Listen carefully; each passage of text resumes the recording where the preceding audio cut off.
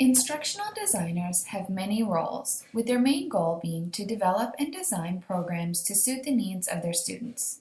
We are going to take a closer look into how to implement a design that works with a number of students' diverse needs. This clip is a favorite of mine. When viewing this clip, you can easily see how asking every student to approach a task in the same way is not giving all students equal opportunity. Which brings me to my research questions. How can an instructional designer be certain they have incorporated appropriate assistive technology into their programs, and what are some ways that we can adapt these instructional designs to include assistive technology? The first step is to analyze your audience.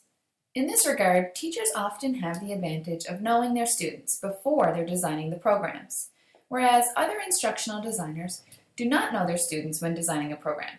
How can we try to accommodate for students' needs when we aren't even sure what these needs are? This visual shows that by using a program that can accommodate many students' needs, there may be the opportunity to reach all students' needs. So, what is the universal design for learning? According to Dr. Gabrielle Young from Memorial University, the ultimate goals of universal design for learning is to support the creation of flexible curricula and learning environments that work for all students. Through the universal design for learning, instructional designers can ensure the majority of students' needs are met while incorporating various forms of assistive technology.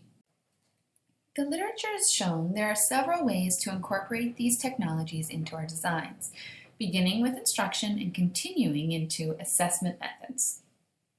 With regards to instruction, we can allow users to complete their work at their own pace or differing paces.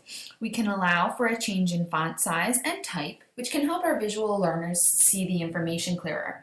Also for visual learners, we can use a simple graphic organizer in our handouts.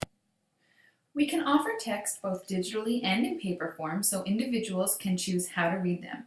By offering handouts in a one-column format, individuals can use text-to-speech program to recognize.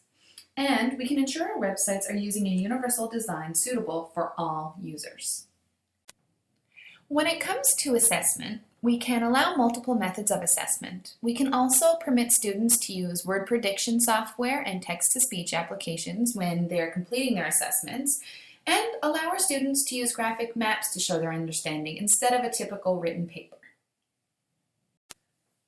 By using programs such as PowerPoint and Adobe PDF, you are implementing cheap and easy tools to meet students' needs. Students can use these programs to change font type and size, to access text-to-speech programs, and even add their own personal notes. By using the universal design for learning, we can implement ways to aid many of the students in our programs. But what about those students who still need a little extra support?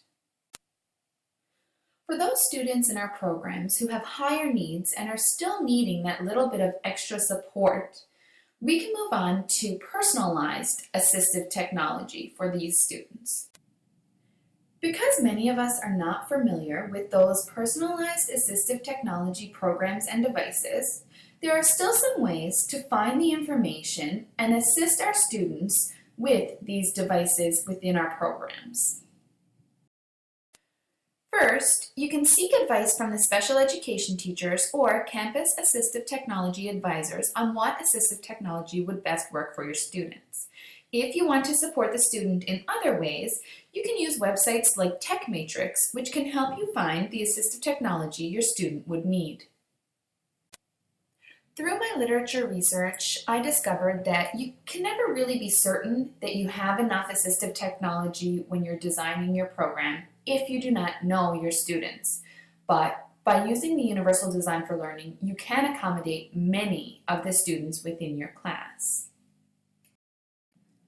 Literature has shown that by combining universal design for learning and additional assistive technologies and knowledge about students, you can in fact aid all students to reach their maximum learning potential.